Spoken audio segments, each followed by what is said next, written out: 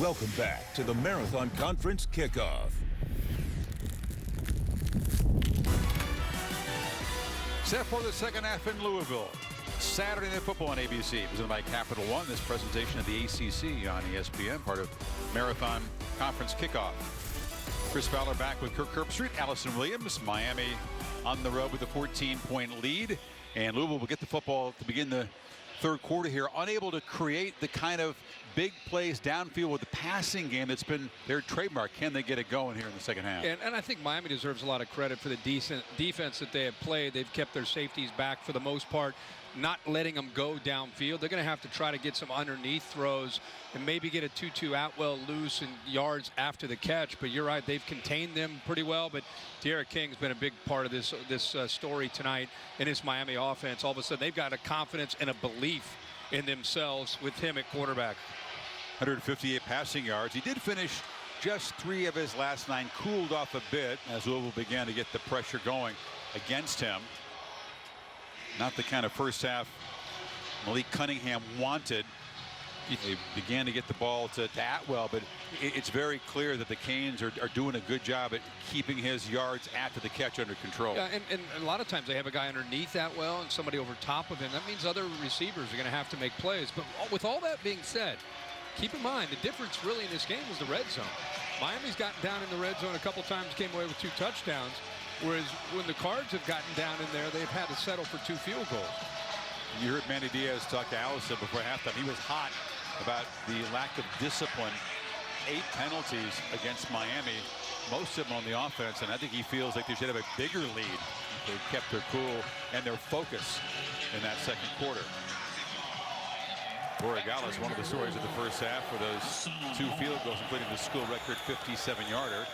Here's our Pacific Life game summary. Cardinals went down. You said the red zone. They broke down, settled for 3, and then Miami got it going. 2 long touchdown drives by King. Yeah, he's really been in sync for the most part in this game. After a first series where they got taken right out, all of a sudden Rhett Lashley put him in a position where they've gone to a lot of different formations, spread it out, ball out of his hands quickly, and he's had a great half to get this game started.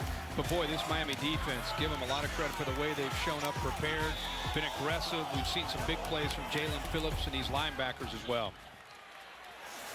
It's a run to start the third quarter, and nice shifty run, breaking tackles for a first down is Hawkins. Hawkins is averaging 5 yards a carry. You know, they keep running that stretch play. They're going to keep running the stretch play, and he's either going to bounce it outside or he's going to bend it back, which he did right there, and continue to pick up positive yards. And you would think with him doing that, the threat of that puts a lot on those safeties to have to come up and run support, and that's when you can go play action off of that, and then you can find Tutu Atwell or Dez Fitzpatrick one-on-one.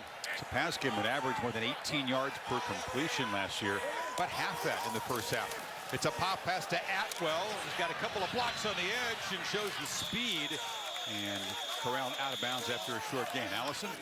Chris, the offense was too sloppy in the first half for Louisville, according to their head coach, Scott Satterfield. The other thing that concerned him was the play of his quarterback. He said Malik Cunningham just did not look sharp in that first half. And they've got to be better on third down. They'll get a chance here, 0 for 6 in the first half and the third down. And then they got to finish drives. That was the last key point. He said we cannot be settling for field goals when we get the chance. Absolutely. Cunningham had a career passing day, 343 in the opener. High praise, but against this defense, not so far. Running game continues to be impressive. That'll draw a 15-yard penalty. So despite the stern lecture from Diaz at halftime, another undisciplined mistake by that Miami team. Yep, we saw it in the first half where it was Keontre Smith made a hit on the sideline, actually on the Louisville sideline, and this time it's Amari Carter, who's a senior and a leader of this defense. After the play was over, personal foul, unnecessary roughness defense, number 5, 15-yard penalty, first down. Not as flagrant. He was right at the sideline, but still unnecessary. Yeah, and I think the fact he didn't slow himself up probably, and the way this, by the way, the way this game has been trending, the way we've seen a lot of kind of back and forth between these two teams verbally, maybe added to the fact that the officials, even in a gray area where it could have gone either way, they're probably going to throw that flag to continue to try to send messages about these flagrant hits. Yeah, the force of the tackle, too. He didn't bump him. He threw the shoulder came through into him. Yeah. Moves the ball all the way to the Miami 37. Hawkins again, spinning. Stiff arm, knocks him into the ground. Another big gain. They moved the sticks on first down. Instead of blocking Phillips, that time just read him. You know, get the zone read going, and if he collapses down, you pull it. If he stays out wide, then you hand it off, and he stays wide and gives, you know, rare inside run from Hawkins. Usually we're seeing him on the outside stretch play. This time in his zone read, he finds some room to work into the middle of that Canes defense. Hall got the hand to the throat. Hawkins shoved him to the ground and then let him know about it after the play. He's got it again, and that time tripped over a blocker. Caleb Chandler, the guard, made the tackle that time. I just love how he reads this and feels this. You know, that play can either go outside, Chris, or bounce back to the inside. And watch him feel the offensive line, and the defensive line's working outside, so he cuts back. It's just a you see it in the NFL a lot, see it around college football. That outside stretch play requires patience and great vision from the back. All those things and a lot of hunger. He runs with a little bit of violence downhill. Hawkins does. Not a big guy, 5'9", 196, but comes from the state of Florida, so probably extra inspiration taking on the U tonight. Well, he's running hard, but that time he ran into a lot of white jerseys that were getting off of blocks and getting penetration. No matter how hard he wanted to run, he can't run through 4 white jerseys. He's out of the game now on 3rd and 8. Again, they're moving the ball until they get to about like the 30-yard line. And once again, Miami, a lack of discipline. That was Quincy Roche eager to make an impact off the edge, and now it's going to be 3rd and 3. That's a good job of the offensive line saying, hey, man, Malik, help me out. Give me a hard count. Give me something to try to slow these guys down. And that time he uses that experience and wisdom to just use that hard clap instead of the hard count. It was a clap that pulled the Canes off that time. Roche's got a lot of experience himself, and that's the second time that on 3rd and longs, Miami has committed a penalty like that and made it much easier on this Louisville offense. They need 3 yards.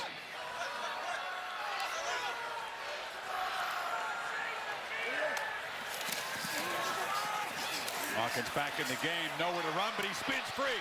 Hawkins has the corner. Touchdown, Louisville. What a run.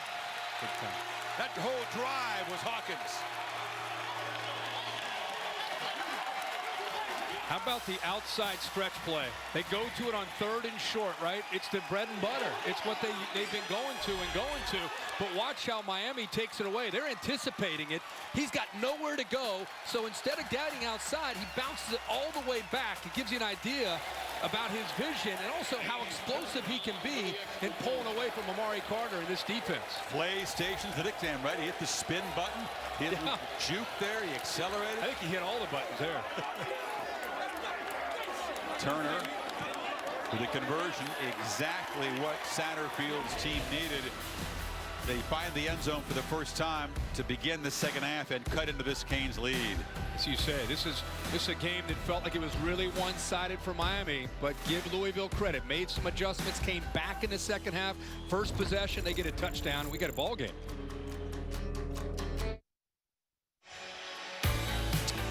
Goodyear providing aerial coverage, celebrating the endless pursuit of forward momentum. Goodyear, more driven. Some momentum for the Cardinals. 20 yards of Miami penalties, aiding that 7-play, 75-yard drive in 3.5 minutes. And Javian Hawkins already over 100 yards tonight, his 9th career 100-yard game. Had 8 as a redshirt freshman and has come out running hard tonight. De'Aaron King back to work trying to get the hot hand back. Yeah, remember the opener against UAB. A lot of people walked away from that game thinking, man, what's up with the passing game? They ran for 337 yards, but what about the passing game? Well, it takes time in a new system with a new quarterback, and the offensive line has helped him, especially in some 3rd and long situations where you can see him surveying the coverage, having enough time to be able to find the right man. And here a great throw off the play action look, gets into the big tight end Mowry for a touchdown. So Brett Lashley's put him and this offense and receivers in a much better situation. I almost feel like they were holding back against UAB compared to the look tonight with this offense. Harris has the edge. Big fella accelerates down the sidelines to midfield. It's a foot race. Can they angle him out? Diving for the pylon. Touchdown, Miami. 75 yards. That is how you answer a long touchdown drive by the other team. Absolutely. But let's look how they design this play. Motion. You motion, and it takes the defensive back with him. Look who's left on the right side of that defense. Nobody. You get to the edge, there's nobody left. They had 4 receivers after they motioned him all the way to the field. They go back into the boundary where there's no defensive backs left. So a great play, good job by Harris, but it was the design with the formation, with the motion that opened up and put Louisville's defense at a disadvantage because they just didn't have that edge set, and there was no defensive back. So a missed assignment there by the Cardinals defense. Similar play on the over. It was a 4th and 1 against UAB. They crowded the line, not the exact same run call, but he made one little move, 66 yards to the house. Big fella has some speed. Yeah, he's known as a power guy, right? I mean, the freshmen, Chaney and Knighton, are known for the ability to take it to the house, but boy, Harris. Still gasping up in there. Harris, he can show you what he can do. He's a progressive pylon cam, which got wiped out. He's making sure he got across. He sees that finish line. He goes airborne. He went big time. Kind of breaks out. You think certainly they're going to be able to angle him out. They're going to catch the big guy. They could not. No, I don't even know what a way to finish. They're looking at it. That clearly looked like a touchdown to me. Boy, how about the answer by Miami's offense? After that big drive by Cunningham, he gets the Cardinals back within a touchdown. They're thinking, here we go, and then boom. It is confirmed. Touchdown. Jeff Heiser confirms the brain trust in Greensboro. ACC Command Central just checked it out, but it stands. And how about the answer? I mean, the Miami offense have been a little stagnant. Defense committing penalties. Louisville's right back in the game. Boom. One play later. I mean, it's. Yep. He's still recovering from the 75-yard run. Exactly. Now, if you're this Cardinals offense, you appreciate what you did the last time, but again, there's a little more urgency. Allison? Well, we saw how excited the defense was about the turnover chain. You know, Miami also has the touchdown ring, so right, it says the crib. Well, it was offered to Cameron Harris, and he said, no, I don't want him. Give him to my offensive line. They took him over to the offensive line. They said, nope, give him to him. Brought him over to him again. He said, nope, I'm not ready to celebrate that. 75 yards, and he doesn't want to celebrate with the touchdown rings. He's all business. That's a great report, Allison. You know what? That tells you a lot about his focus right now. It's not just about that touchdown run for him. This is a program that has suffered for a long time, man. And I think they're sensing what a lot of people watching him are sensing. This just, like we said in the first half, it just feels different. This will be great. Here you go. You know, De'Aaron King also referred the crib rings to the offensive lineman last week. Yeah, he said, go give him to the line. I think he might be too tired to put him on. Yeah. No, honestly, man, I think, you know, Junior, been around, some highs, a lot of lows. He'll put the rings on after the end of the game, maybe. Yeah, you're right. Manny Diaz talked about the idea that, you know, Miami expectations for the fans are so high, but they're 13-13 in the ACC, that junior class coming into this season. Hall is a very dangerous kickoff returner, gets out across the 27. This week, college football coming together to recognize the impactful work of great teachers and what they've been performing their essential duties against the difficult backdrop of the COVID-19 pandemic. And on behalf of the College Football Playoff and ESPN, I'd like to honor Kirsten Schwartz Almeida, a lecturer at the University of Miami School of Education, for what she's been doing to keep kids learning. She'll receive a $1,000 Donors Choose gift card to use towards school resources for her students. Go back to what you were saying there about Miami. You mentioned how they're 13-13, right? Yeah. Conference play. How about 8-14 in their last 22 against Power 5? Absolutely. They had a positive season going, and then some guys got hurt, and they checked out mentally, and they ended the regular season with 2 losses and then got shut out in the bowl game. Yeah, that's what I'm saying. If you're a player on this roster, you've been around for 3 years or 4 years, you know, you're hungry to get this thing going in a different direction. And you know, if they're able to win this game tonight, just being on the road, I know we don't have a huge crowd, but just on the road, away from playing in Miami, they haven't had a lot of big wins since going back to 05. Cunningham rolls again. The margin back at 14. He wanted to take a shot downfield. Flashes the speed and sprints out a yard short of the marker at the 35. Well, they roll him out because obviously it gives him the option with the athletic ability to challenge the defense downfield with his arm. That's a rough look right there against Jalen Phillips on that block. He was limping a bit. Now he's going to kind of trot off. Hate to see that. He has been a force tonight off the edge. Hope he's okay. We talked about how unlucky he's been with various injuries, and he has been off to a tremendous start for the Miami defense this year. Cunningham is chased. That was Roche, the other defensive end, who was there in a hurry. And also giving chase was Jafari Harvey. Chris, watch this defensive end kind of slow play it here. He's reading it, and you know the tight end on the backside's trying to help him out, but there's just too many Canes. They read that quickly, the kind of that zone read look, and attacked that line of scrimmage, kept him short of the first down. But Louisville, I think, sensing the urgency of where we are in this game, looking to go for it, even though they're at their own 35-yard line. A gamble here for the tight end in the backfield along with Hawkins, trying to draw Miami offside, and why not? See if they actually run a play. Play clock down at 5. And they do run a play, and the fourth down carry is a first down. Hawkins knocked down. He was thinking about a touchdown. Just tripped up before he could take it to the house, but they do move the sticks. Yeah, you're sitting there, the clock's down to 4, 3, 2. Are they going to snap the ball? And they do. Even, you know, Miami has nine jerseys up there close to the line of scrimmage. They've got every gap accounted for, but he breaks that arm tackle by Bradley Jennings. Again, he is tough to bring down. He's got great shake in the open field, but to me, he's just as impressive breaking through those arm tackles. Yeah, he slipped on the cut, or he might have scored. He's got it again, running into traffic and is shoved out of bounds near the line of scrimmage. It's good to see Jalen Phillips back out on the field. And in fact, he pushed Brown, the tackle, back into the line of scrimmage. So he is hopefully not impacted too much by going off the field. He looked pretty good on that last play. He did. You could see the expression on his face. He was worried because the last thing he needs at this point in his career is to come with an injury early in the season, but believe that he's okay. Hall is the back on 2nd and 9. Cunningham feels the pressure, gets a downfield shot. Atwell makes a catch, and Tutu went up and got it, spun out of bounds.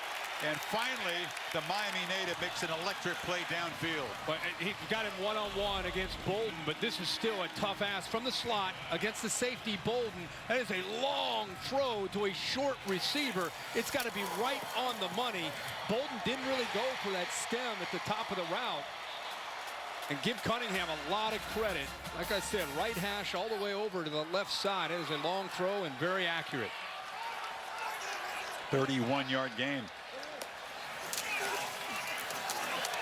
Hall, speedy back, spelling Hawkins, knocked down by Keontre Smith. I like how they're attacking out wide, back into the middle, taking some shots. Again, they're moving the ball inside Miami territory. Malik Cunningham, we talked so much tonight about De'Ara King, but boy, he's been impressive on these 2 drives to start the second half of this offense. Atwell, his first 4 catches just for 25 yards before that 31-yarder. That's more what you expect to see from this Louisville offense.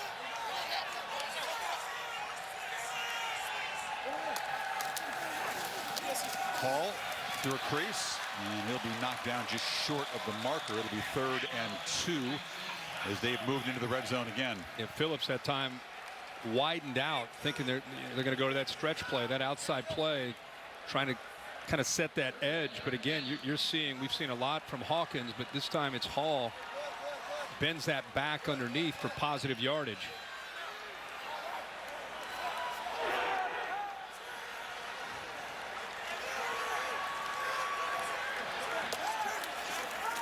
Cunningham under pressure delivers. Caught. First down. Justin Marshall down inside the 5. They were coming after him. He got it out in a hurry. Well, they go with a zone pressure. They blitz here, blitz here. You expect Phillips to come. He actually drops. So they try to confuse the offensive line, and they do. They get home. It's just a good job of recognition there by Cunningham. Playing fast on 1st and go. It's Hall, and he's going to be dragged down behind the line of scrimmage by Harrison Hunt. You know, Cunningham is very impressive in his 2nd year as a starter, his 2nd year in this system of recognizing blitzes and getting the ball out of his hands quickly. Looks like Hall's a little dinged up, comes out of the game. Hawkins back in. 2nd and goal.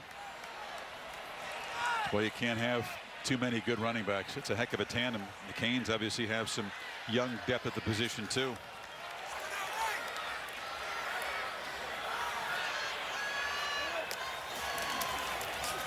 Cunningham rolls, flips, caught, touchdown, Tutu Atwell. And the little guy with blazing speed from Miami featured in that drive. Cardinals answer the answer. They sure do. And they go back to that matchup with Tutu Atwell against a bigger safety, Bolden. Now, they didn't even need necessarily that rub or that pick, just quickness, good timing, and another nice touch and a well-thrown ball from Malik Cunningham. Getting his guy going now, Tutu Atwell. We knew he had a chance to have a big night. Played quarterback at Miami Northwestern. You know he's fired up tonight. State championship. You said it. That was a beautiful throw just over the shoulder of number 1. So pretty exciting start here to the 3rd quarter. And the Miami lead again cut to 7. 27-20.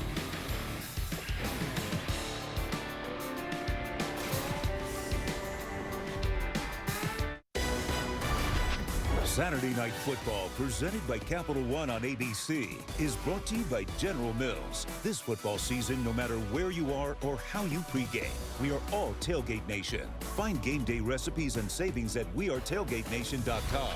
And Nature Valley, we are better outside. Rich Howard celebrated linking these two programs with a championship with Miami. 83, a couple of years later, came into Louisville. Still love him. His gravelly voice. He just sounded like football. We're sending our best wishes to him. He took a fall, hit his head. He's no doubt watching this game in South Florida. I wonder who he's rooting for, though. I guess. Oh, yeah. Would it be? I don't know. Louisville, Miami, just rooting for a good game like we are, I guess. Let's check in with Kevin Nagandi in the studio. Hey, Kevin. Chris, how you guys doing? Good. One on the ACC Network. NC State Wake Forest tied at 21. Ricky Person Jr. to the left side, 33-yard run. And then what does he do? How about this? The direct snap. Person Jr. the jump pass to Devin Carter. 28-21. NC State right now. Back to Chris, Kirk, and Allison. Thanks, Kevin. 3 touchdowns and the combined 3 possessions so far in the 3rd quarter. So time for De'Aaron King and Cutton to go back to work. We don't see Cameron Harris in the game. I saw the freshman Rooster Knighton, they call him there. Yeah, remember that one play that Miami's had in this 3rd quarter? He dove into the end zone, came up a little limp. So when he comes back, Oh, they sneak a man open, and it's the Rooster loose, and they're not going to catch him. Touchdown, Miami. 2 plays, 2 touchdowns in the 3rd quarter, and a full-on shootout. Boy, wow. 2 plays, 2 touchdowns in the 3rd quarter. Yeah, not bad. Not bad efficiency for Rhett Lashley and De'Aaron King. How about this, the eyes of the defense and how important they are coming off of a play action? Quarterback just kind of shows it. Both these guys are locked in on the quarterback. Nobody picks up the back coming out of the backfield, Knighton. And it's 2 plays. Congratulations to Miami. The execution has been nice, but Louisville's going to go back defensively to the drawing board and say, what did we do, man? We've got to make them earn this. People that bust there in coverage. The young guy says, you know what, I'm going to take the rings. Let the veterans give me the offensive line. This is my first time, the crib, and he is from the crib. He's from just north of Miami, Broward County, again, their top rusher, and you can see why Canes fans are so excited about this young, true freshman tandem of running backs.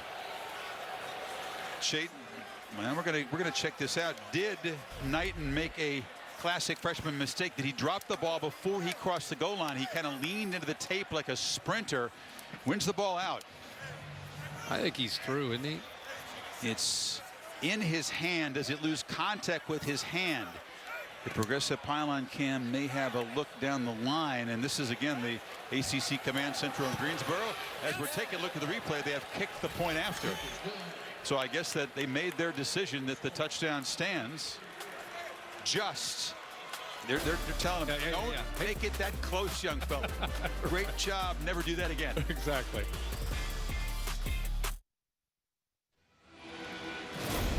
The progressive pylon cam confirms what the replay crew in Greensboro decided, that Knighton just breaks the plane before flipping that football out of his right hand. Of course, you don't ever want to make it that close.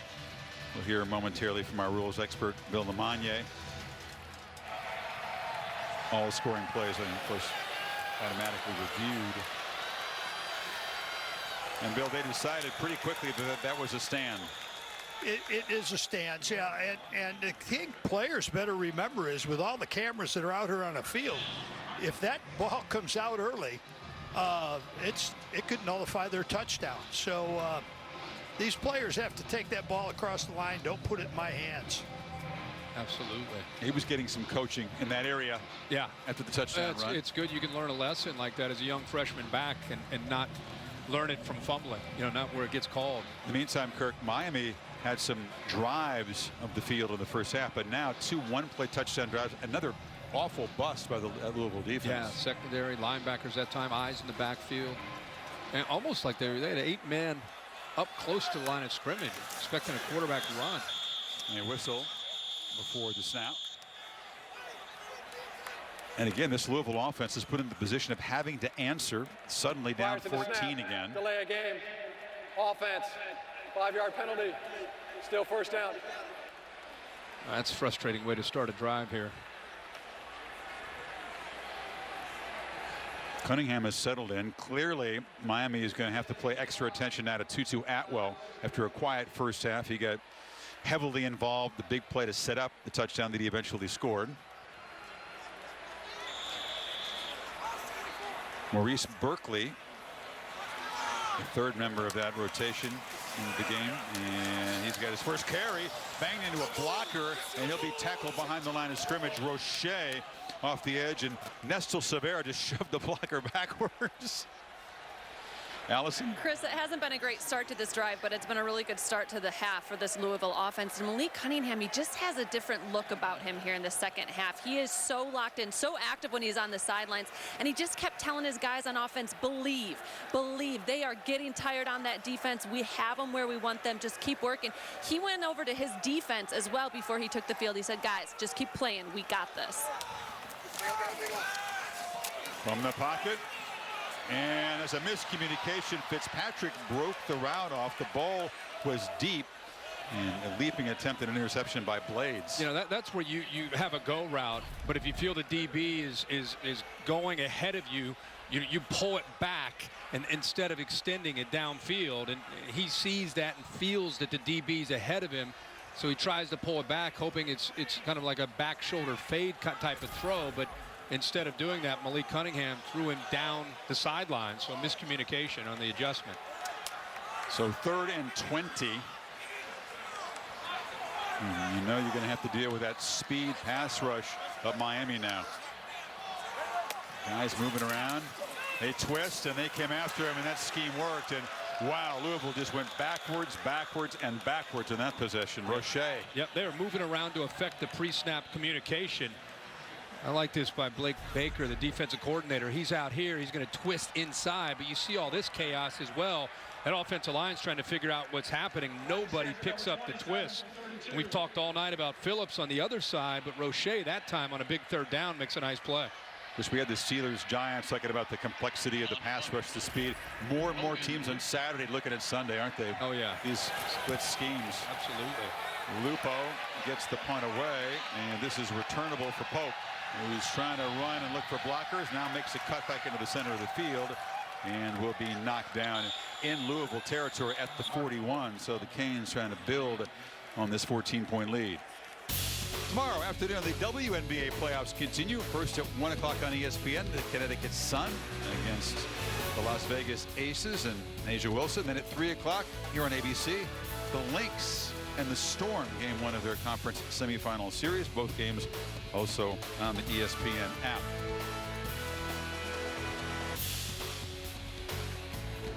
Hurricanes faring better than the Heat, who are now down 18 to Boston. And Miami fans will keep you posted. In the meantime, can the Cannons make it 3 for 3? No, this is a more modest third play of the third quarter. Again, for people that have just tuned in and they see 34 to 20 and what's the story? We've been talking beyond this game. If you're an ACC fan, you've looked at Miami and probably thought, oh, they're overrated every year. And you know, they always get the break in the preseason. People always have high expectations for them. Play action on 2nd and 9. Downfield shot, and a flag comes out. Mark Pope is running, and it'll be interference on Louisville. I think Jones grabbing onto the jersey. Number 2, 15-yard penalty, automatic first down. Jones grabbing onto the jersey and then ran into the back of Pope. Right there, grabs onto his hand, grabs onto the jersey, runs into him.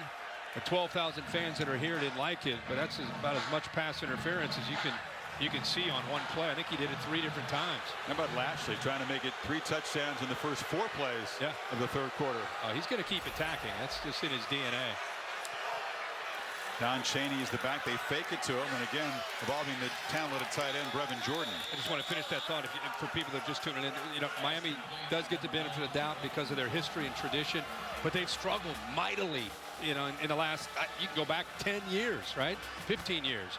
And we've talked all night how this feels different with Rhett Lashley calling the plays in a new offensive scheme and De'Aaron King orchestrating this offensive attack. You look at the numbers, the rankings are, well, they're usually meaningless at this time of year, even more meaningless this season. But Miami is making a statement. The credibility they got off the way they ended last year, kind of limp into a 6 and 7, was largely because of De'Aaron King and the expectations, and we're seeing why. Yeah, absolutely. I mean, they've not been solidified at this position. I go back to Derek. I go back to Ken Dorsey, Brock Berlin. I mean, that's going way back. 3rd and 4, play action. King zips it across the middle.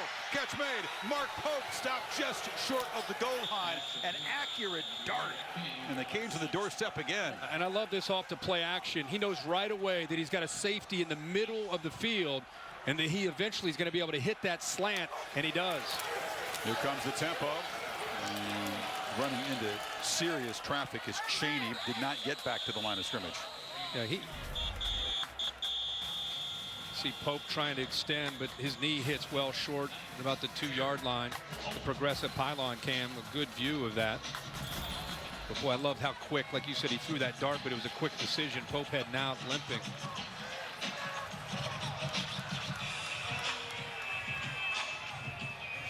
He's replaced by true freshman Michael Redding. The true freshman Chaney is still the back. The previous play is under further review. So they're going to review the short run on the 1st and goal. Like maybe for a spot, maybe, I don't know. Oh, the short yardage play never actually happened. So that is the problem when you run extreme tempo after getting down near the goal line. I think our replay we just showed you confirmed the fact that Pope was stopped short. So they buzzed down just before that carry by Chaney. It will be 1st and goal if this call stands, and we expect it to. I wonder if they're going to try to get De'Aaron King a keeper for a touchdown to keep alive that string, Kirk. He's got 16 consecutive games. He broke Tim Tebow's record with at least 1 rush and 1 passing touchdown. Passing he's taken care of. Doesn't have a rushing touchdown yet tonight. Be a good time for that, don't you think? Here's the safety that he's looking at, Chris, knowing that he's got that slant. Just watch him come off the play action. Knows exactly where he's going to go with that ball, and knows that he's got that pocket right there. And because he was able to get it out there so quickly and so accurately, it gave Pope a chance to catch it on the run and almost get to the end zone. Anytime you break a record that Tim Tebow held, you know it's meaningful, and it does mean lots to King. Think about that. Rushing and passing touchdowns in every game, 16 in a row. That's a serious streak. Yeah, you just don't see that consistency and the ability to attack and threat a defense from different ways very often. After further review, the ruling on the prior play is confirmed. It will be 1st and goal at the 2-yard line. Please reset the game clock to 1:55. Ted Jackson, just a confirmation there. Now it's 1st and goal. 1st and goal at the 2-yard line. You know, this play never even came close to the end zone. There wasn't a play, actually. I can't imagine that that's a play. They definitely had to be looking at the play of Pope. Spotted the ball back closer to the 2-yard line.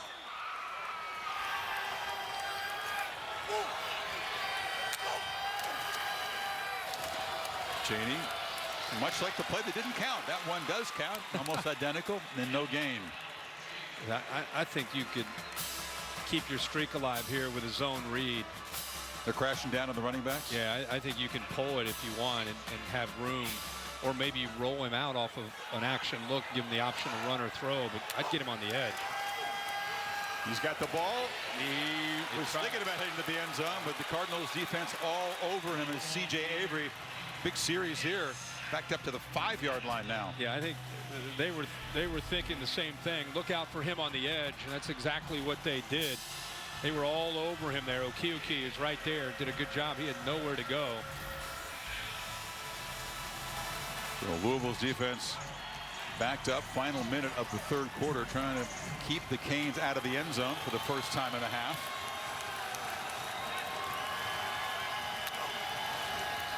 King rolls, fires, caught. Harley, nope, didn't catch it. Had it, dropped it as he turned toward the pylon, and it's 4th down.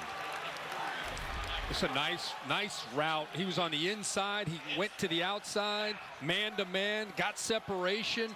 All he has to do is hold on to that football. The progressive pylon cam. Taking a beating tonight. Taking a beating, but he walks into the end zone. Yep. Great throw. Head swiveling around just before securing the football. So Borregales, who hammered one from 57 and then a chip shot from 48 earlier, now has the little angle shot here to make it 3 for 3 tonight and build the lead to 17. No problem. So Miami, touchdown, and then chip shot field goal on their 3 possessions in the 3rd quarter. And against an offense this dynamic, Louisville kind of struggling to hold serve, Kirk, if you want to use my tennis reference here, and they haven't quite been able to. So a lot of work to do in the 4th quarter. Yeah, a lot of work to do. And I just want to make sure we reference how much Rhett Lashley is impacted, not just Eric King, but his energy. He's like watching Gus Malzahn on the sideline. We always like to have fun with Gus Malzahn. He's so animated, and it's all about tempo and energy. And Rhett Lashley, I think, has this offense. He told us they had 4 spring practices because of an obvious situation with the COVID. And he said we gained more confidence in those 4 days because guess what? We got a chance to go against our first-team defense, and we had success. And they looked at me like, wow, 4 days into camp, we may have a chance with this offense. It was enough to buy in, right? Yeah, they bought in. You know what happened in scrimmages in the past when you went good on good. Yeah. The defense dominated. Yes. And it did not help the offense's confidence. And I just think he's got, he just got a bravado about him and a confidence about him as a play caller that I think it really rubs off on the identity of this offensive side. When he was at Auburn with Malzahn, Diaz, of course, defense faced him that year at Mississippi State and also at Louisiana Tech, so he knew how hard to stop the offense was. Although this does resemble more what he did at SMU, as you said. Not really like the Cam Newton Auburn era at all. No. Well, we're going to see Louisville against Pittsburgh, ACC football next Saturday. It's a noon game. For more info on how to get the ACC network, call your local cable company or go to getaccn.com. It's been a productive 3rd quarter for the Louisville offense, but they haven't been able to make any headway. Actually losing ground here in the 3rd period. Down by 17. Hawkins continues to have a big night on the ground. But they're going to need to light it up downfield and then come up with a takeaway or a stop to get back in this thing. You know what happens when all of a sudden you have a quarterback that you believe in as an offense? You know who else it impacts? The defense. Because you don't feel like you have to go out and pitch a perfect game. Like, you don't have to be perfect. As a defensive coordinator, you can call, you can be a little more risky, take a few more chances because you have confidence in what your offense can do with D'Eriq King. Last play of the third quarter, they feed Hawkins again, running left. Another nice run, another first down out near the 35-yard line. So Louisville trying to mount a drive here and cut into a 17-point lead. Visiting Hurricanes on top, end of 3. Back after this message and a word from your local ABC station. Start of the fourth quarter. Kirk, the DJ, to get him hyped up here in the break between third and fourth quarter. The crowd jumping around, having a good time. They're getting ready. I would like to see this Louisville offense cut into the lead quickly here. Hawkins back in the game. First down play from the 33. It's a rollout by Cunningham, who's chased. A flag is down on the backside of the play in what would normally be considered the holding zone. I think they may have been a chop block there. Yeah, the back. Hawkins went down low while there was already, the defender was already, looked like the big fella Severa was already in Personal locked foul, up. chop block, offense number 66 and number 10. 15-yard penalty, first down. Good spot, coach. Bentley and Hawkins combining on the penalty. And once again, Louisville, I mean, the last thing you need to do against the defense, which rushes the passer this well, is set yourself up way behind the sticks. Once Bentley, 66, the center is locked up and engaged. See the back, how he goes and submarines him. You can't do that. That's where it's a personal foul and a chop block. Because this is a dangerous block. Yeah, you can take a guy's knees out with that. First and 25. Well, Louisville is really, they don't have a ton of penalties, but the ones they have had really self-destructing their own offense. Hawkins with a first down run just barrels into the secondary and gets a whole bunch of yards back after the 35-yard line. Got 17. And just when they dig themselves a hole, they go right back to what they know, and that's that outside stretch play where Hawkins is able to find a crease there and get through that second level. Get to about 2nd and 8. Hawkins is the guy that set the school record for rushing yards by a running back last year. The 2 best rushing seasons in school history, both by Lamar Jackson. He's a 1,500-yard guy, and now he's a $150 tonight. Cunningham flushed and chased, and he has to bounce the ball too short of Atwell. What's amazing tonight, if you've watched this game, is he's gotten his yards. He's at 150 yards tonight. He's averaging 6 yards a carry. If you would have said before this game started that Hawkins is going to get 150 yards to start the fourth quarter, average 6 yards a carry, I would have thought, man, their play action game off of that is going to be really effective. And yet you look at Cunningham, he's 160 yards passing. They've not been able to get the ball down the field at all in their passing game. Fitzpatrick came out of the starting blocks too quickly. Offense number 7. 10 yards of completion is barely half of what they averaged last year. Yeah, and Blake Baker, the defensive coordinator, Manny Diaz, they put a plan together where they felt that they're going to just basically try to keep everything in front of them, rely on their defensive line and linebackers to eventually get to the running game, but they're not going to give up big plays in the pass game. And it's worked so far. They're making them earn it, kind of drive it methodically down the field. 3rd and 13. Aiden Robbins is in the game for the first time. From the pocket, Cunningham incomplete. Was under pressure. Well, I don't know. It's 4th down. Not sure what happened there with Cunningham. He didn't have anybody there where he threw the football, and Miami brought some pressure, but he just kind of threw that. He's lucky it wasn't intercepted. There weren't any receivers there. You see Satterfield talking to him about it. The Miami defense quickly gets the football back to the offense. That chop block penalty pretty much killed the drive on 1st down. Lupo boots it. Not pretty. And it'll take a backwards bounce and finally be stopped at about the 39-yard line. That's where Miami will start. The 31-yard punts.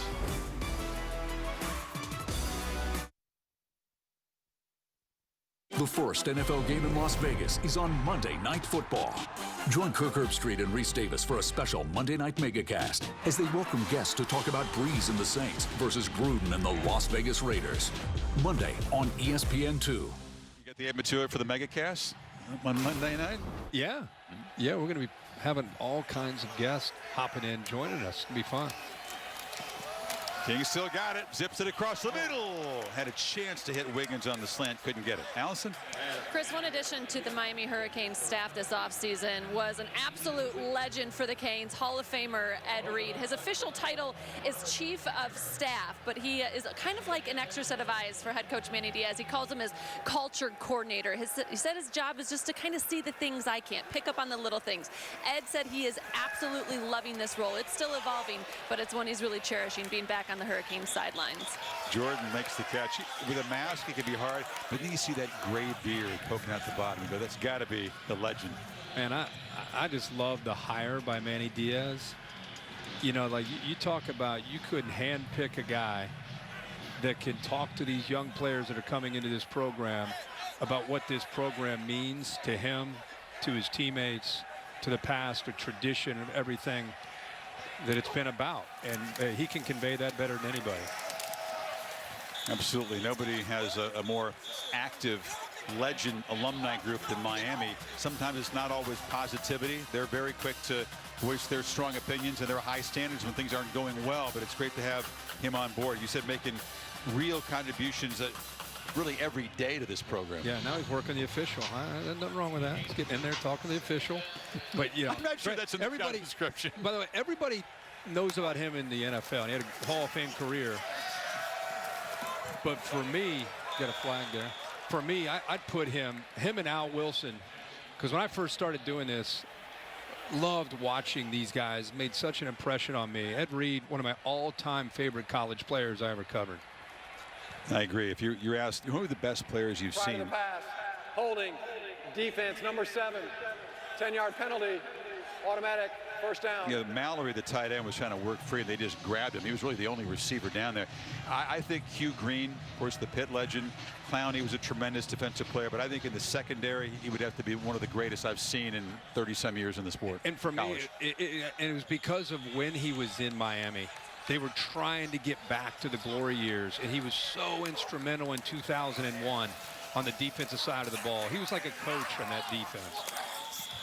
Remember the Boston College game when they picked up a fumble? I think Matt Waters picked it up, and he flipped it back to Ed Reed. I'm hurt, dog. Don't ask me if I'm all right. Hell no. Joaquin said dominate, and we not doing it. I'm putting my heart in this, dog. Let's go, man.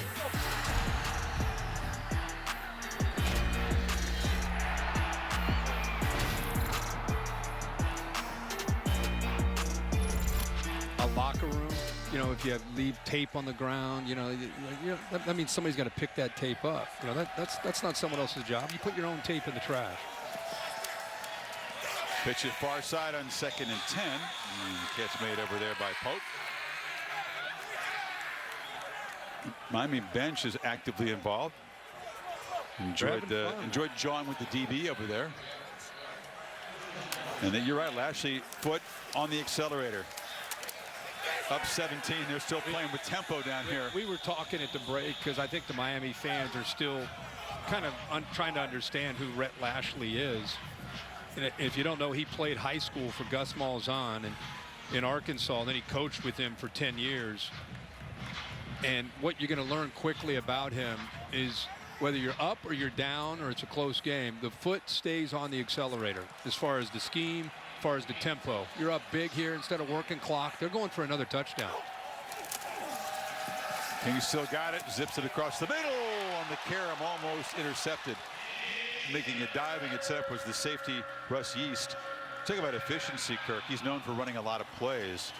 They had 37 points in their first 47 plays tonight. That is frightening efficiency. Of course, the 2 long scores here in the third quarter. Yeah, the third quarter, what did they have, 6 or 7 plays? It wasn't very many.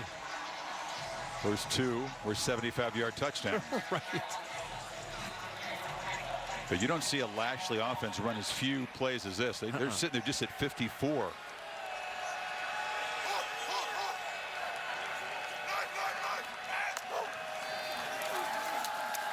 From the pocket, he's going to have to escape. Fires on the run. A dangerous throw, incomplete in traffic. C.J. Avery trying to get the ball to Pope. Well, I thought he was going to get chased down from behind. He had some pressure. I think eventually, I thought Peterson, 29, with his length might get to him, but he was able to pull away, almost threw an interception there by Avery. So Borregales will be one of the takeaways here. The kicking issues at Miami, so troublesome last year and in recent years, have been solved. FIU grad transfer trying to make it 4 for 4. He's automatic. And that's a serious takeaway. You got a quarterback, they got weapons, they got running backs, and they got a kicker. 40-20 Canes.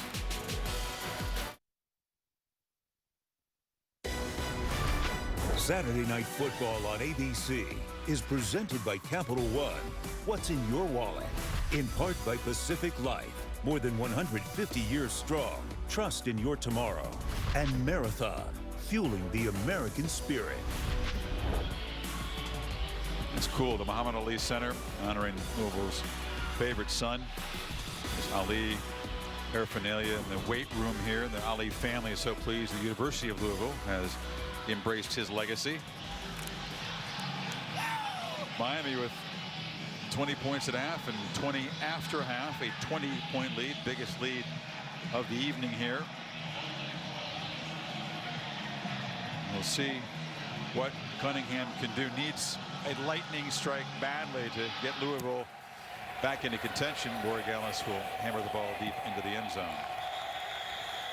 All-State bus here in Louisville, helping us keep up with all the action. It's the All-State Protection Spotlight today. Curtis stopped by the track there. I like to see that with the All-State bus. Well, to me, about one way to protect your quarterback, use motion, create a boundary where you have 4 receivers to the left. You have a mental error as far as the formation. They created a lot of space for a long run for Cam Harris. Another way to protect him, show that power look, quarterback power look, freeze the eyes of the linebackers. It was back-to-back plays to start the second half for Miami. There are only 2 plays, and they put up 14 points. Fans in the SEC will recall that kind of play with the Auburn Tigers. Gus Malzahn when Lashley was there. That old, it looks like a QB run. Oops, well, gotcha. When Cam Newton gives you that look, it's easy to get your eyes in the backfield. Or if a Nick Marshall were to give you that look, it's easy to want to come up and tackle him. But Derek King, tonight especially, he hasn't really shown a ton of quarterback power. So I was surprised they had their eyes locked into that backfield the way they did, with that backside guard pulling around him for quarterback power. But it was just a play-action look. Cardinals keep it on the ground. They've run the ball well tonight, but now you think there's some urgency. They got 10 minutes to work with, down by 3 scores. Frierson on the tackle. 3rd and 2. Now you're right about King. He was an electric runner in the opener. 87 yards on scrambles. Now he shows you sort of the other part of the skill set tonight. Hasn't been a high-impact runner. Was it miscommunication? Cunningham's just going to try to scramble. Got a long way to go. Bubba Boldham ushers him out, and it's 4th down. Yeah, that did look like a miscommunication. This is definitely not what they wanted to do. And I don't know if he couldn't get the ball in there or is just some kind of miscommunication, but you don't want to have him carrying the ball. That Miami defense, if that was the call, not fooled at all. And we have seen white uniforms running hard to the football all night. They pursue well. 4th down play. And they don't feel they're not threatened at all downfield, so it makes it a little bit easier to attack downhill as a defense. Reserves in there on the D front for Miami on this 4th down play. And Hawkins is going to spin and gain some yardage. Keep going back to only 166 yards passing. And Scott Satterfield, boy, he's done such a good job throughout his career of having a balanced attack and an offense that has the ability to make big plays and become explosive. And they've just not had that chance tonight with the way Miami's played them defensively. But when you don't feel threatened in the passing game, your linebackers can just attack the run game in a short passing game. Cunningham there we go. It's a downfield shot. Tutu Atwell is running free. And the speedster down inside the Miami 30-yard line. That'll make Diaz angry. Defense lost focus on the top playmaker. Yeah, that time they got him behind some coverage. Now, they've not shown a ton of that. They've gotten Atwell downfield a couple times, but that time, I mean, there's just nobody. Everybody's looking, thinking short pass, thinking run, which has been most of the offense tonight. He's able to sneak behind off of the play-action look and finally have some room to work with. All-American from a year ago, close to a 100-yard evening now. 95 on his 7 catches after a slow start. Cunningham rolls and has a man wide open downfield. Huge collision. Ian Pfeiffer. A flag comes in on the tackle at the 10-yard line. Blow delivered down there by Amari Carter, the safety. You know, Amari Carter, again, is a senior. He's physical. You know, he's known as a thumper. But this rule's been in effect since he's probably been in middle school. You know, like you just have to be able to try to lead if you can. Yeah, that was pretty good, actually. I mean, I thought he came in with the shoulder, his left shoulder there. See where he hits him. This will, of course, be reviewed. I really look forward to hearing what Bill has to say. It looked like shoulder to shoulder. Because you cannot lower the helmet and lead with it this year. They've adopted the rule from the NFL. But, Bill, that didn't look to be the case in this tackle. How did you see it? Well, first of all, he wasn't a defenseless player any longer because he had caught the ball, started the run. He's a runner. Okay. So the only targeting foul you can have is a crown of the helmet. Catch. Personal foul. Targeting. Defense. Number 5. That play is under further review. I think when replay takes the look at it, they'll determine the same thing. He's a runner at this point. So crown of the helmet is the only possible way that you can have this. Bill, he did a that's great not job. a crown of the helmet. You look at all these different replays of leading with that left shoulder. What happened last week against UAB, he got flagged for targeting against the Blazers. Then they ended up changing the call after reviewing it. And I think hard to hope this is going to be 2 for 2. I think they should do it again. He just delivers some violent hits. You can see the powerfully built safety, and it draws the flag, but that was not targeting. I don't think so. I don't think so. No, I don't have targeting either. And even if he was a defenseless player, we'd have to look to see that Bill, isn't that what you want the player to do these days? Wouldn't you be coached to do that, to avoid the helmet-to-helmet foul? Sure. Well, and I don't usually want to use the term helmet to helmet. For targeting. 1st and 10. So he has had in back-to-back games targeting overturned. That's a relief because he would have had to miss the first half of next week's game against Florida State. And he's kind of an old school big safety. Yep. I mean, it's Bumper, rare. right? It's rare to see, honestly, a safety with so many teams running some version of the spread that's up and over 200 pounds. But he is. I mean, he's a guy that he's known. They have 3 safeties they feel are going to play in the NFL. Carter, one of them. They're all kind of big, though, aren't they? Hall and Bolton, but they're all kind of different in their style of play. He's known as the guy that is going to lower the boom if he gets a chance to, as we've seen a couple times tonight. So 1st and goal after the big catch by Pfeiffer, who doesn't reach the end zone for the first time in his career after catching the ball. Hawkins runs hard, barrels down inside the 5.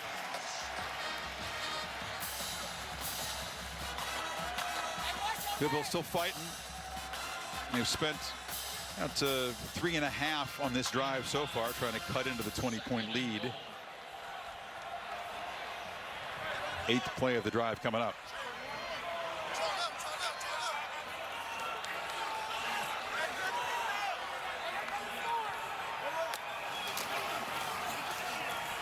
Cunningham rolls, whips it in the flat. They love that play. Marshawn Ford, the tight end, wide open as he comes across. That's one of the favorite calls for this offense.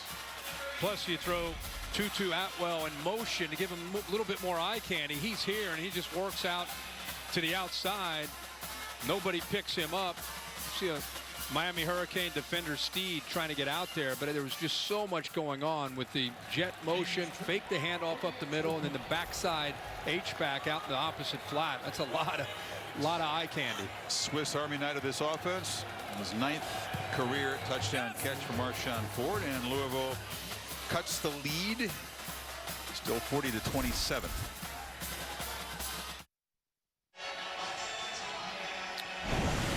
Pacific Life game summary is the quarterback comparison. Both King and Cunningham have some highlight plays tonight. King 278, the 2 touchdowns, doesn't yet have a touchdown run, so that streak of 16 straight games with a touchdown running and passing, at least one, is in jeopardy for the moment. Cardinals have cut the lead to 13, may have some trickery in mind. The Canes are up expecting the onside kick, but there are 2 different kickers in the game, and the regular kickoff man is not one of them. James Turner, number 32. As the ball laid flat here. Now they'll motion a bunch of guys to the other side, and here goes the second kicker, and takes a big hop, and the Canes field it easily. So much ado about nothing for Louisville, and Miami will take over in field position. It was interesting though. Motion, 2 different kickers. Yeah, they had a lot going on. I thought Brevin Jordan might just grab it and go score a touchdown. I think he might have had a chance. He went to ground pretty quickly.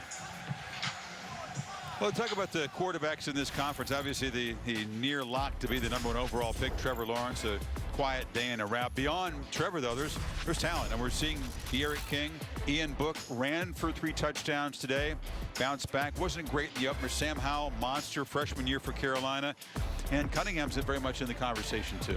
Yeah, Hendon Hooker at Virginia Tech, Pickett at Pitt. I mean, I think it's the deepest conference this year with a quarterback play. And that's saying something when you have the sport's biggest star in Lawrence as the leader of that group. When's Clemson going to be tested in the ACC? I don't have their new schedule memorized. Do you have that off the top of your head? Go to Notre Dame. Okay. I do know that's that. always going to be a tough game, right? You don't know what it really means. The typical challenges. They go to Virginia Tech. Yep. I remember looking at their last 3 or 4 games. A couple of them are away from home. Could be a challenge. Miami has Florida State, then a bye, then they go to Clemson October the 10th. Yeah. Be intriguing. Yeah.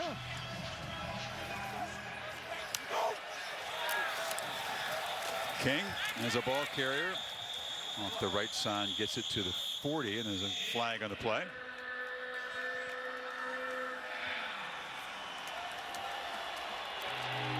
Prior to the snap, delay a game, offense, 5-yard penalty. I don't know about you, but I'm kind of fired up. Now next week we bring in another conference into play. We've talked a lot about the Big Ten coming back October 24th, but the SEC is in play. And there's some intriguing games. I like the Florida Ole Miss game with Lane Kiffin.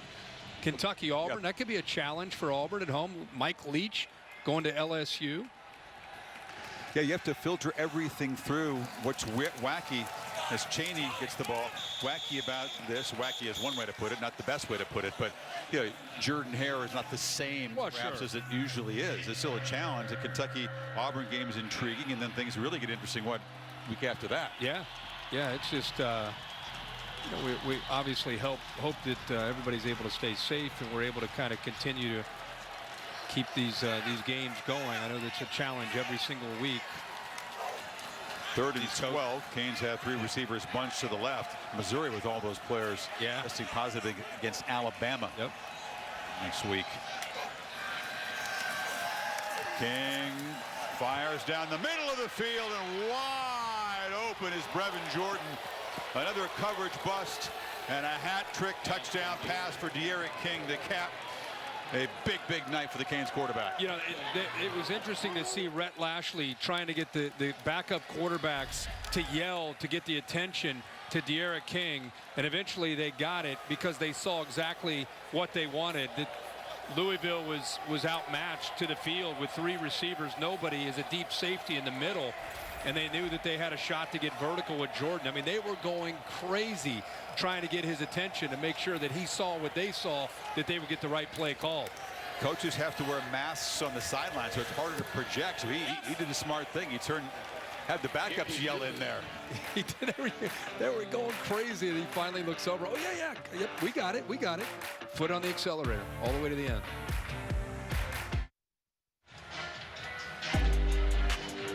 Aerial coverage brought to you by Goodyear. From end zone to end zone, Goodyear, more driven. Canes offense has found the end zone 5 times tonight.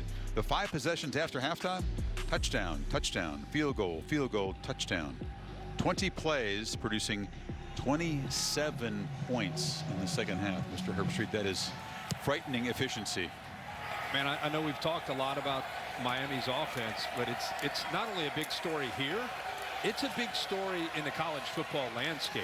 I mean, people around the country are right now talking about, did you see Derek King and Rhett Lashley working together last night in this game against Louisville? This is to see the coaches, Lashley in the orange, telling the backup quarterbacks who call in the plays, hey, we got the matchup we wanted.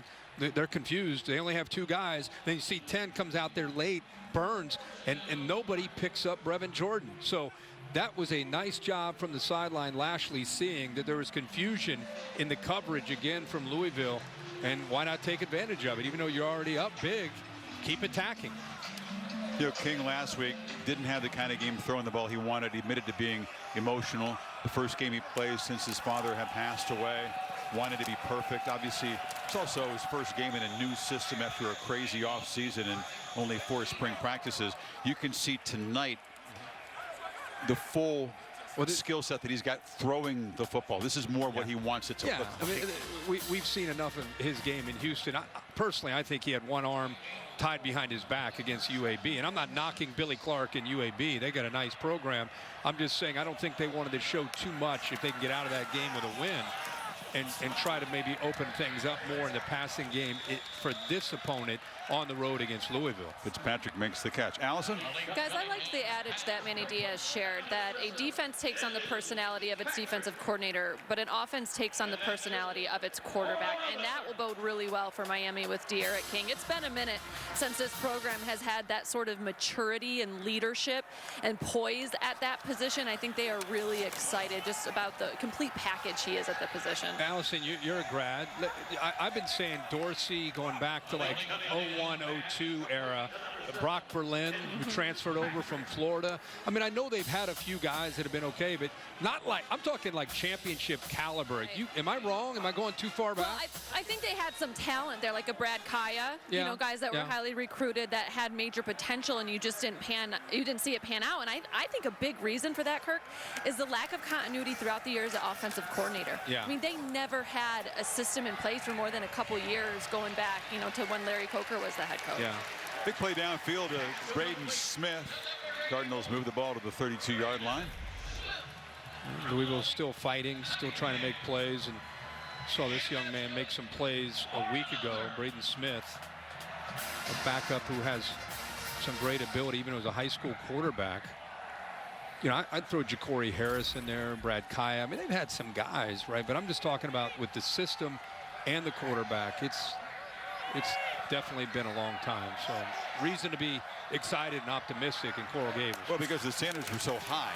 Yeah. Those guys, as you said, were nice college quarterbacks, but they were not Heisman Trophy candidates. Right. Quickly to Kevin Nagani with an update. You get a barn burner there. Chris, great back and forth in Raleigh. Wake Forest, NC State. Kenneth Walker, the third touchdown of the night. Wake Forest's first lead of the game. 9 minutes left in the fourth. Here comes NC State. Ricky Person Jr., his second rushing touchdown. 45-42 Wolfpack on the ACC network. Back to you guys.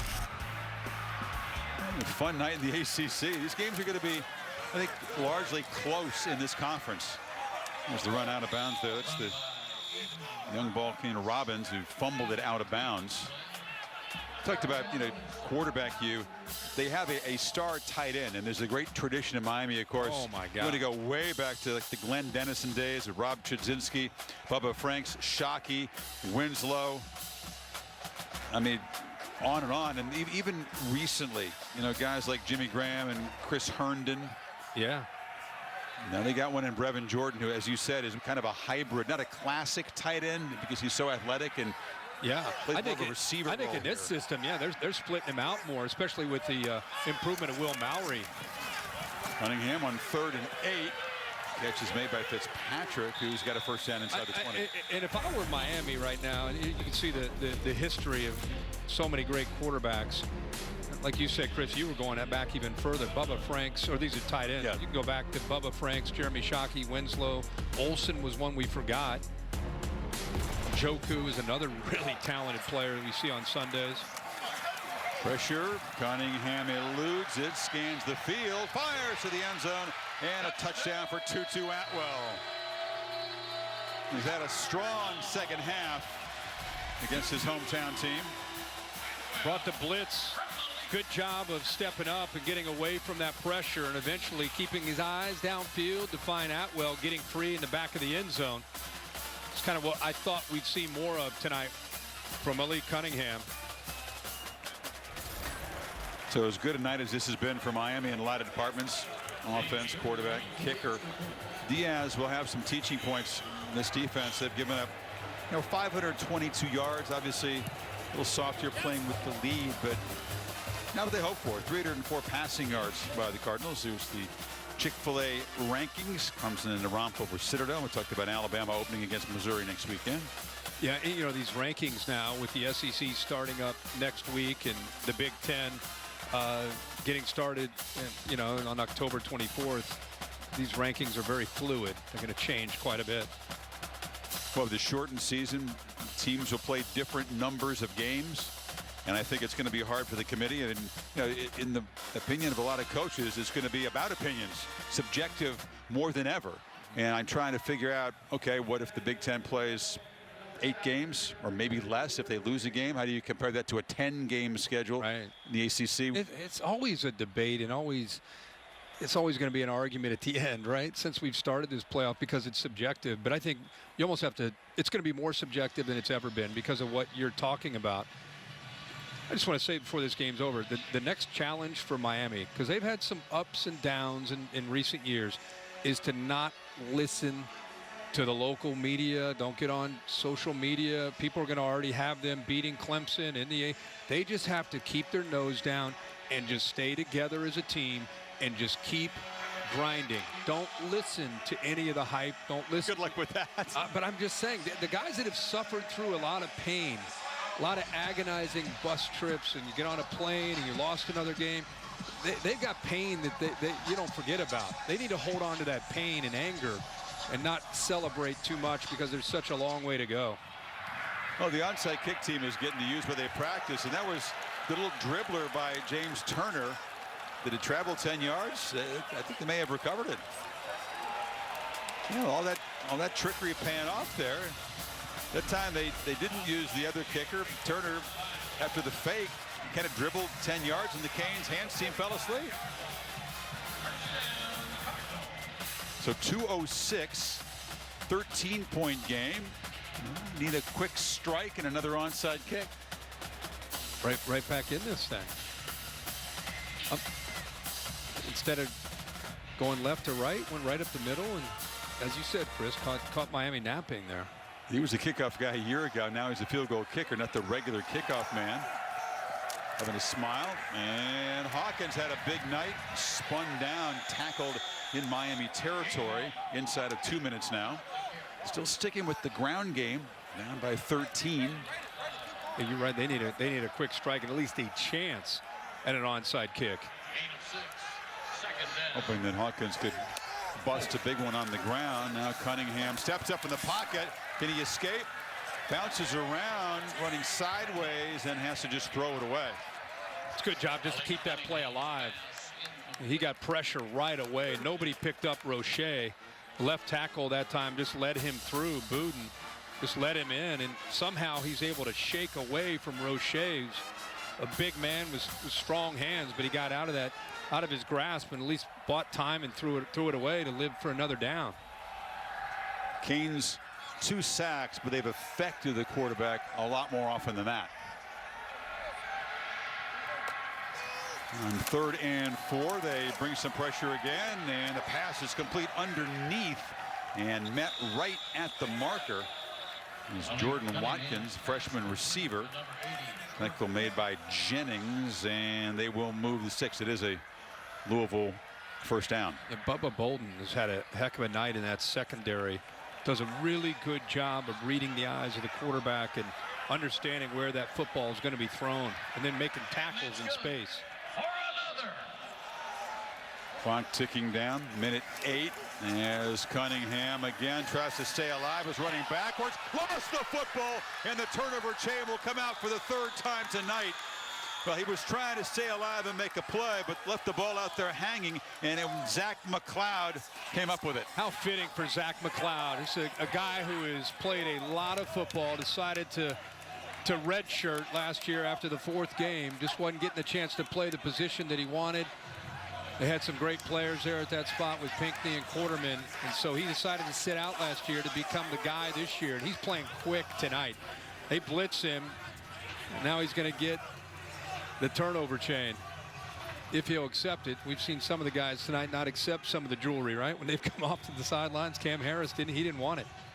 It'd be a disappointing last play for Cunningham, who he did show you the heart. They battled hard as an offense. They were playing from behind the whole night. Their defense obviously couldn't stop Miami, but he will finish with his 2nd turnover tonight.